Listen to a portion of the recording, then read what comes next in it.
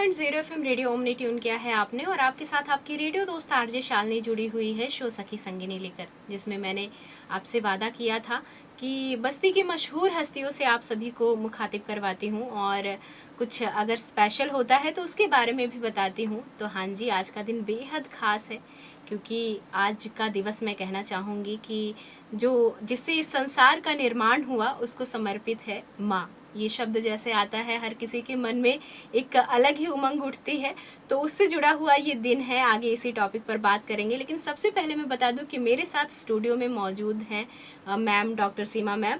तो इनका स्वागत करना चाहूँगी मैं रेडियो के स्टूडियो में। वेलकम मैम और शो सखी संगिनी।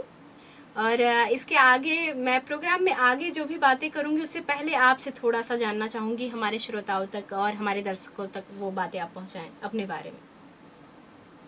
नमस्कार, मैं हूं डॉक्टर सीमा त्रिपाठी और मैं धन्यवाद देना चाहूँगी शालिनी जी का और ओमनी रेडियो बस्ती का मुझे यहाँ पे दोबारा निमंत्रण देने के लिए।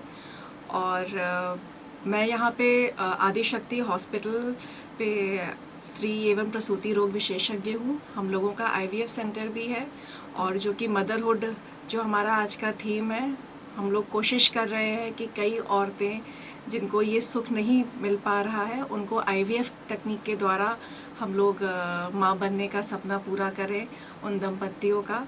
और मैं शालिनी जी का धन्यवाद देना चाहूँगी कि वो इस पहल में उन्होंने मुझे भी शामिल किया है। Thank you so much ma'am. और जैसा आपने बता ही दिया है कि किस थीम से मतलब हम जुड़ रहे हैं, नेशनल सेफ मदरहुड डे जो हम सेलिब्रेट कर रहे हैं आज के दिन, तो मैं सबसे पहले आपसे जानना चाहूँगी कि जो ये सेफ मदरहुड है इसका मतलब क्या होता है? देखिए, सेफ मदरहुड का मतलब ये है कि प्रसव जो गर्भावस्था होती है उसमें औरत को पूरा ध्यान मिले, ख़ास तौर से जो मेडिकल एड्स है उसके लिए, और डिलीवरी जो है उसकी, जो उसका प्रसव हो वो भी उतना सुरक्षित रहे कि उसको और बच्चे को कोई आँच ना आए और दोनों ही स्वस्थ और सुरक्षित अपने घर वापस चले जाए।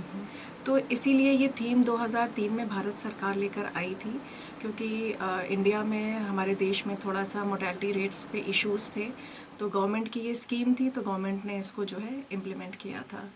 मैम, आपने बहुत ही अच्छी बातें बताई हमारे श्रोताओं को कि इसका मतलब क्या होता है, आसान शब्दों में समझाने की कोशिश की, लेकिन गर्भवती महिलाओं के बारे में ही बात हो रही है। तो मैं जानना चाहूँगी कि अगर कोई महिला प्रेग्नेंट है तो उन्हें किन बातों का ध्यान रखना ज़रूरी होता है?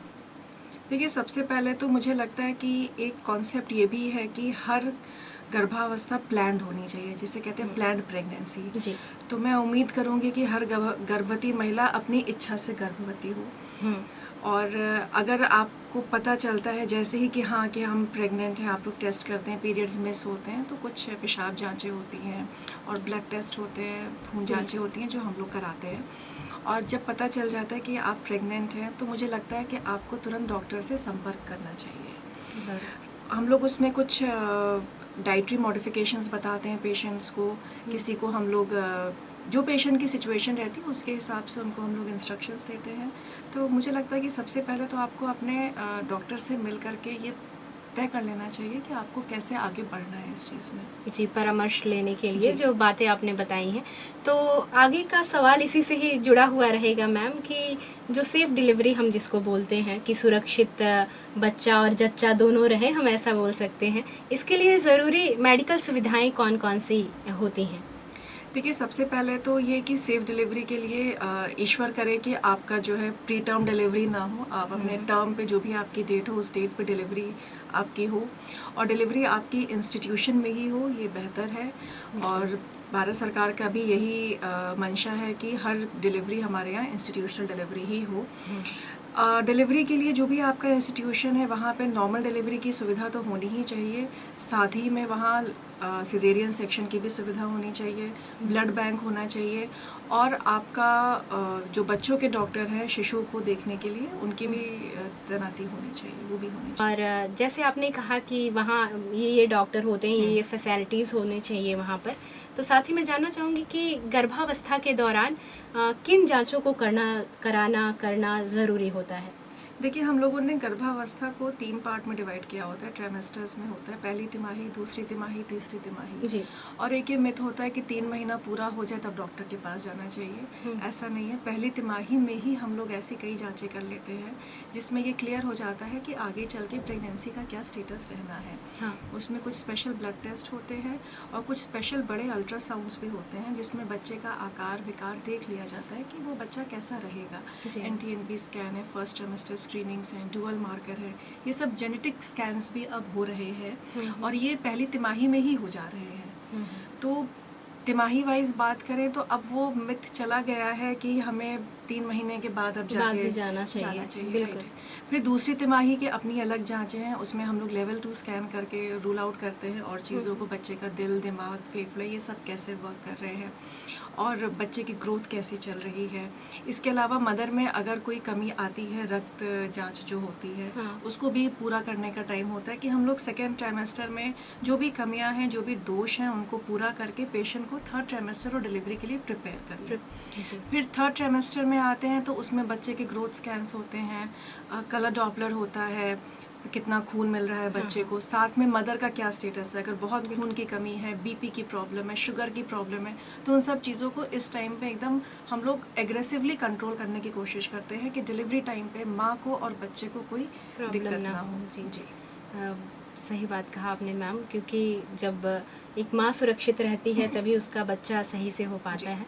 तो आगे का सवाल मेरा ये है, जैसे सुरक्षित रहने की बात की तो पोषण से ही जुड़ा हुआ है कि गर्भावस्था में पोषण और खान पान की क्या भूमिका होती है, इस बारे में थोड़ा सा जानना चाहूँगी। देखिए, एक चीज़ तो हमारे भारतीय संस्कृति में बहुत अच्छी है कि मदर्स को, जो भी गर्भवती महिलाएं होती हैं, उनका घर में खान पान का ध्यान अच्छा रखा जाता है। जी। और अगर मैं मेडिकल उसमें बात करूं तो हम लोग कोशिश करते हैं, जैसा कि मैंने बताया, कि हर प्रेगनेंसी प्लान प्रेगनेंसी होनी चाहिए। तो अगर आप प्रेगनेंसी प्लान कर रहे हैं तो हम लोग एक सप्लीमेंटेशन देना चाहते हैं फॉलिक एसिड का, कि उसको आप खाते रहें और उसी में आप प्रेग्नेंट हो, वो बेस्ट है। नहीं तो जैसे ही आपको पता चले कि आप प्रेग्नेंट हैं, आप फॉलिक एसिड ज़रूर स्टार्ट कर दीजिए, क्योंकि ये बच्चे के दिमाग के विकास के लिए काफ़ी ज़रूरी है। तो फॉलिक एसिड के अलावा जो भी अच्छा खाना पीना है, हरी पत्तेदार सब्जियां हैं, ड्राई फ्रूट्स हैं, बादाम है, अखरोट है, omega 3 fatty acid rich fruits है, तीसी है, आप ये सब ले सकते हैं। कार्बोहाइड्रेट, प्रोटीन, इनका आप एक बैलेंस डाइट ले सकते हैं। अत्यधिक चिकनाई से बचें और प्रोटीन डाइट को थोड़ा सा वरीयता दें, फल वगैरह को अपनी डाइट में आप इंक्लूड करें। इसके अलावा हम लोग फिर आयरन कैल्शियम सप्लीमेंटेशंस देते हैं, प्रोटीन पाउडर सप्लीमेंटेशंस देते हैं, जो तीसरी महीने के बाद हम लोग शुरू करते हैं। मैम, आहार की बात हो रही है तो ऐसा मैंने कहीं तो पढ़ा था कि ऐसे डिवाइड करके आहार, मतलब आप एक बार में ना इतना सारा खाना खा सकती हैं, तो थोड़ा थोड़ा करके आप डिवाइड करिए आहार को। जैसे मॉर्निंग में लिया, फिर थोड़ा आप 1-2 घंटे के बाद फिर थोड़ा सा ले लिया, कुछ 2 घंटे। हाँ, मतलब वही चीज़ में 2 घंटे के इंटरवल्स पे अगर आप अपना डाइट प्लान करेंगे, जैसे हम लोग अपने हॉस्पिटल में पेशेंट्स को डाइट चार्ट एक देते हैं कि 2-2 घंटे के इंटरवल पे क्या क्या खाना है। लेकिन अगर आप इतना स्ट्रिक्टली उस चीज़ों को ना फॉलो कर पाए, तो आप जिस भी टाइम खा पाए, आप अगर पौष्टिक खाना खा रहे हैं तो वो भी बहुत है। हाँ, क्योंकि इससे क्या होता है कि जो मानसिक चीजें हैं वो उनको होता है कि अरे डॉक्टर मैम ने तो हमको ये बताया है और ये सही से चल नहीं रहा है, तो ऐसा तो नहीं बच्चे को कुछ प्रॉब्लम होगा या मुझे, तो इसीलिए मैंने ये सवाल रखा यहाँ पर। आगे ये सवाल थोड़ा मुश्किल है, लेकिन मैं पूछना चाहूँगी कि भारत में जो मातृ मृत्यु दर है उसको कम करने के लिए सरकार और स्वास्थ्य सेवाएं बहुत सारे प्रयास तो कर रही हैं, लेकिन मैं आपसे जानना चाहूँगी कि अभी के समय में वो कौन कौन से चीज़ें हैं, वो स्वास्थ्य सेवाएं हैं जो हम पब्लिक तक पहुँचा सकते हैं या हमारी सरकार पहुँचा रही है, उसके बारे में थोड़ा सा जानना चाहूँगी। देखिए, जो मैटरनल मोर्टेलिटी रेट है इंडिया में, वो जो 2003 में करीब 300 के आसपास था, वो भारत सरकार ने कई योजनाएं लाए और जो आज 20 साल के बाद लगभग आप समझिए 67 के आसपास सिमट गया है, और ये बहुत अच्छा कहा जाएगा। ये बात और है कि दुनिया के अन्य विकसित देशों में ये और भी कम है, 11-19, डेनमार्क और नॉर्वे जैसे देशों में तो 2.5-3 के आसपास है ये। मतलब प्रति 1 लाख प्रसव पे सिर्फ 2.5-3 महिलाओं की मृत्यु हो रही है। लेकिन फिर भी भारत सरकार के कई अपने प्रोजेक्ट्स रहे हैं, जैसे कि राष्ट्रीय विभाग स्वास्थ्य मिशन NHM रहा है, प्रधानमंत्री सुरक्षित मातृत्व अभियान रहा है, जननी सुरक्षा योजना है।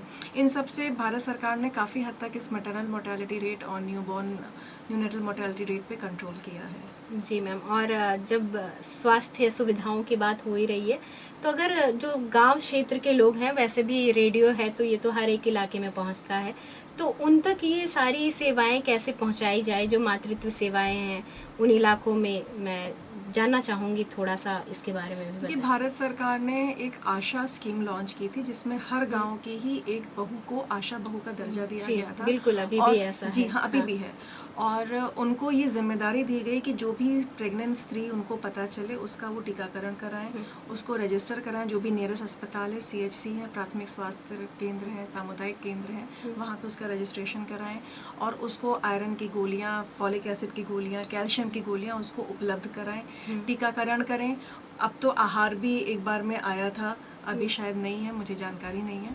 लेकिन आशा बहू को ये जिम्मेदारी दी गई थी कि वो अपने गांव की जितनी भी गर्भवती महिलाएं हैं उनको जो है अपना रजिस्ट्रेशन करा करके उनका सुरक्षित प्रसव किसी भी सरकारी इंस्टीट्यूशन में जाके करवाएं। इसके अलावा 102, 101 की भी सुविधा है, एम्बुलेंस की सुविधा है, फ़ोन करने पे वो आपको उपलब्ध हो जाती है।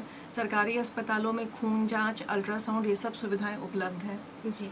तो मुझे लगता है कि अगर आप ध्यान दे रहे हैं और अपने आशा बहू के टच में है, गांव दराज की अगर बात करें, तो भी आप सुरक्षित प्रसव को हो सकता है। मैम, मैं यहाँ एक बात जोड़ना चाहूँगी। मुझे लगता है कि अगर जच्चा बच्चा सुरक्षित है तो सरकारी और प्राइवेट मैटर नहीं करता है। आप डॉक्टर सही होने चाहिए, आप जिनको दिखा रहे हैं जी। और मेन तो टॉपिक यही है कि आपका जो फैमिली मेंबर है वो सही सलामत घर आए। तो आप कोशिश करें कि ऐसे ही डॉक्टर से कंसल्ट करें जो सुरक्षित मातृत्व को बढ़ावा दे। मैं यहाँ ये थोड़ा सा जोड़ना चाहूँगी। और आगे मेरा सवाल ये रहेगा आपसे कि जैसे पुराने टाइम में अक्सर जो दादी नानी थी उनके मन में ये मिथ थी कि बच्चा घर पे ही हो जाएगा, और आज के टाइम में अगर लोग बाहर जा रहे हैं, हॉस्पिटल में पहुंच रहे हैं, तो भी वो टोका टाकी अक्सर गांव में हो ही जाता है कि अरे मेरा सोनू तो घर पे ही हो गया। अगर किसी का सोनू नाम है तो यहाँ ऑफेंड मत होइएगा, मैंने ऐसे ही बोल दिया है, इजली नेम ये आ जाता है कि वो घर पे हो गए थे तो आप घर पे ही रखिए। तो मैं इस बारे में आपसे जानना चाहूँगी कि हॉस्पिटल क्यों ज़रूरी है, अस्पताल क्यों ज़रूरी है, डॉक्टर के पास जाना क्यों ज़रूरी है, थोड़ा सा बताएं कि वो प्रसव अस्पताल में ही हो।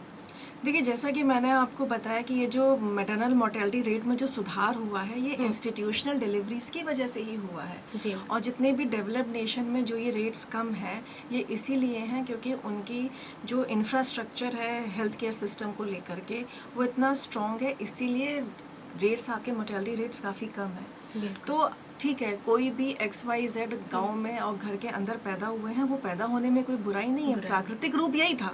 लेकिन फिर प्रकृति का ये भी है कि हाँ, उसमें मृत्यु भी हो सकती है, बच्चे को भी हानि हो सकती है, माँ को भी हानि हो सकती है। फिर उन सब चीज़ों के लिए भी हमें तैयार होना चाहिए। पहले सुविधाएं भी इतना नहीं थी। हाँ, अब तो हॉस्पिटल घर घर, सॉरी हॉस्पिटल नहीं, मैं कहना चाहूंगी एम्बुलेंस जो है वो सुविधा, आप 102 डायल करें वो आपके घर पे पहुंच जाएगा। सड़क की सुविधा है, बिल्कुल। और आपने कहा कि आशा बहू हर गांव में है, सरकार ने कर दिया, तो फैसिलिटी सारे अवेलेबल हैं। जी हाँ, बताइए। इंस्टीट्यूशनल डिलीवरीज में फिर आपको ये भी तो फायदा रहेगा कि अगर आपका बच्चा फंस रहा है या उसकी धड़कन खराब हो रही है तो तुरंत आपका ऑपरेशन हो सकता है। बिल्कुल। ऑपरेशन के माध्यम से बच्चे की जिंदगी तुरंत बचाई जा सकती है। हाँ। आप घर में ये सब काम नहीं कर पाएंगे। घर में तो आप जब तक आप अस्पताल लेकर पहुंचेंगे किसी ना किसी एक को तो नुकसान हो चुका होगा। ज़्यादातर केसेस में बच्चे को ही नुकसान होता है और अगर आप और डिले कर देते हैं तो कुछ केसेस में बच्चेदानी भी फट जाती है और मदर की भी जान जाने की काफ़ी संभावना बढ़ जाती है। तो अभी भारतीय परिवेश में इतना उचित नहीं है कि आप इंस्टीट्यूशनल डिलीवरी को निगलेक्ट करें और आप घर पे डिलीवरी कराएं। ये सब बाहर के देशों में एक बार फिर भी संभव है जहाँ हेलीकॉप्टर से एयरलिफ्ट आपको किया जा सकता है। तो जब ये रहेगा तब आप घर के बारे में सोचिएगा। अभी तो आप सिर्फ इंस्टीट्यूशनल डिलीवरी के बारे में सोचिए जहाँ आपको चारों चिकित्सक चाहिए। आपको एक महिला चिकित्सक चाहिए, आपको एक एनेस्थेटिस्ट चाहिए, आपको बच्चे का डॉक्टर चाहिए, आपको पैथोलॉजिस्ट चाहिए जो आपको समय पर ब्लड खून दे सके अगर आपको आवश्यकता पड़ रही है तो। बिल्कुल मैम, मुझे लग रहा है आज की जानकारी बहुत ही अच्छी रही होगी एक सुरक्षित समाज बनाने के लिए। बाकी नारी सशक्तिकरण का बात तो हो ही रहा है, लेकिन अब समय हो रहा है कि मैं अपने श्रोताओं से इजाज़त लूं। तो चलते हुए आपसे एक संदेश चाहती हूं जो मैं सभी माताओं और परिवार को दे सकूं आज के दिन, जो ये नेशनल सेफ मदरहुड डे है इस पर? देखिए, अगर सेफ मदरहुड की बात की जाए, मैं स्ट्रिक्टली सिर्फ इसी 2 शब्दों की अगर बात करूं, तो इसके लिए 2 ही चीज़ें चाहिए। एक इंफ्रास्ट्रक्चर चाहिए, हेल्थ केयर इंफ्रास्ट्रक्चर, जो आपके हाथ में नहीं है, वो सरकार के हाथ में है। जो आपके हाथ में, वो आपका साक्षरता है, ठीक है, जो आपकी जागरूकता है, जो आप लोगों के माध्यम से, ओमनी रेडियो के माध्यम से और शालिनी जी के माध्यम से बहुत बढ़ जाती है, ठीक है। तो आप अपना जो है अवेयरनेस का लेवल आप उसको रखिए, साक्षरता दर को बढ़ा के रखिए, क्योंकि वही आपको सुरक्षित करेगा। जिन राज्यों में, भारत में भी मैटरनल मोर्टेलिटी रेट्स बहुत कम है, जैसे केरला है 19 के आसपास रेट है, यूपी का हाई है करीब 60-70 के आसपास है, तो वहाँ ये फ़र्क देखा गया है कि हेल्थ केयर सिस्टम के अलावा औरतों का जो लिटरेसी रेट है, जो साक्षरता दर है, वो यूपी का काफ़ी कम है एज कम्पेयर टू केरला। तो अगर हम अपने घर में माताओं को तो अब नहीं कहा जा सकता, लेकिन जो बच्चियां हैं, जो बेटियां हैं, अगर हम उनको पढ़ाई की तरफ उन्मुख करें और हम उसके लिए प्रयासरत रहें, तो मुझे लगता है कि नेशनल सेफ मदरहुड पाने में बहुत कठिनाइयां नहीं होंगी। सही बात है ma'am. Thank you so much ma'am. Thank you so much श्रोताओं, और thank you so much ma'am हमसे जुड़ने के लिए और इतनी अच्छी जानकारियाँ हमारे श्रोताओं तक पहुँचाने के लिए।